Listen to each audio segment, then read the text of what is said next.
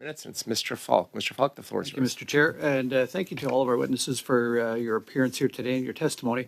Mr. Mackey, I would like to begin with you. The project initially was purchased for 4.5, construction costs 5.3 roughly, to just under 10 billion. It quickly escalated to 12 billion. Next report was 20 billion, and then 30 billion, now 34 billion.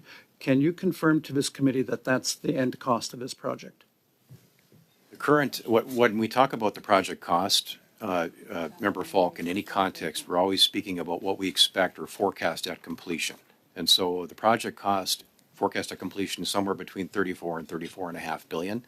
That should be the final cost. Based on what you know today, someplace in that range. And I think our current kind of working number is about 34.2. Okay, so the initial purchase and consideration for the project would have included somebody doing their due diligence on construction costs and fixed firm price contracts. Was that the case? No, that predates my time, but I can say with a high degree of certainty, Member Falk, that there was in fact a very thorough due diligence process by the government when it bought the system. And as I mentioned in an earlier Q&A with Member Schiffke, if you go back in time and look at costs of comparable projects at the time, they would have seen other projects of similar scale and scope that would have been costed at the same amount. The world changed. I understand that, Mr. Mackey, but on a $12 billion project, you would have had some fixed firm pricing, fixed contracts. How do you then move from 12 to 20 to 30 to 34 if you've got fixed contracts with vendors, with suppliers, with contractors? How in the world does that change? I come from a contracting background. Yes, and so I would say, Mr. Member Falk, on the some elements of the contracts would have been fixed, primarily materials that they would have bought early in the project. With respect to the rest of the work, it was largely time and material. And it was driven by the amount of work that would have been encountered. One of the big changes that would have been an element of this, and has been commented by both gentlemen, is the use of effectively poor boy construction techniques. What that means in pipeline parlance is basically we don't get the economies of scale from continuous cross-country pipelining like you might see in eastern Alberta or Saskatchewan or Manitoba.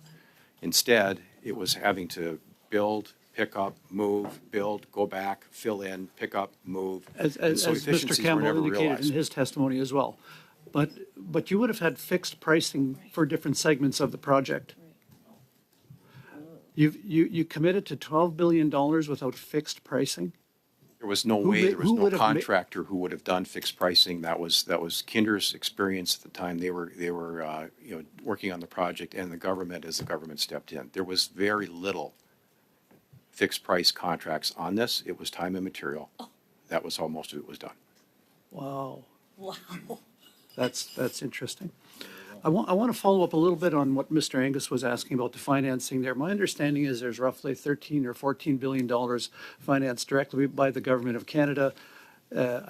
Forgive me with my numbers; they could be a little off. And $17 billion with traditional financing through banks. Would that bank financing been available without the government of Canada co-signing the loan? It would have been available probably at a much higher cost than what it was available with a government guarantee. And what is the cost of that financing? It varies. It's basically typically tied to interest rates, which you might see in the markets.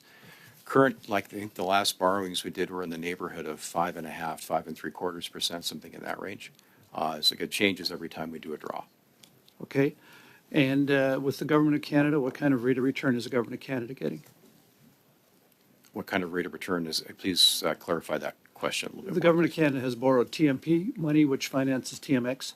What is the government of Canada's return on their investment? That'll play out, Mr. Falk, when the asset is disposed of in the end. Okay, and so you said you are quite certain that the project will be able to return the $34 billion to the taxpayer at some point. What kind of toll is going to be required in order for that to actually come to fruition? Sure. First off, as I've mentioned in my comments and in Q&A, it's important that the owner be a disciplined seller. If they want to get their money back, they got to be a disciplined seller. That also means that you're going to walk away from the table if you get an offer from somebody who you don't agree with it. And with respect to the tolling level, we are in the process now of defending our tolls in front of the CER, and the customers are taking issue with that. And others are saying the tolls are too low that we filed for and are taking issue with that level. So the CR is going to have to sort all this out. But basically, we think what we have filed for, in fact, should be about 50 cents a barrel higher because of some elements of costs that have moved since we filed our tolls in the middle of 2023. Would We it think cash we're flow in the right, 34 so we billion? have to hold those tolls. So Cash flow thank you. 34 billion? Thank you, Mr. Falk. I gave you a little bit extra time because Mr.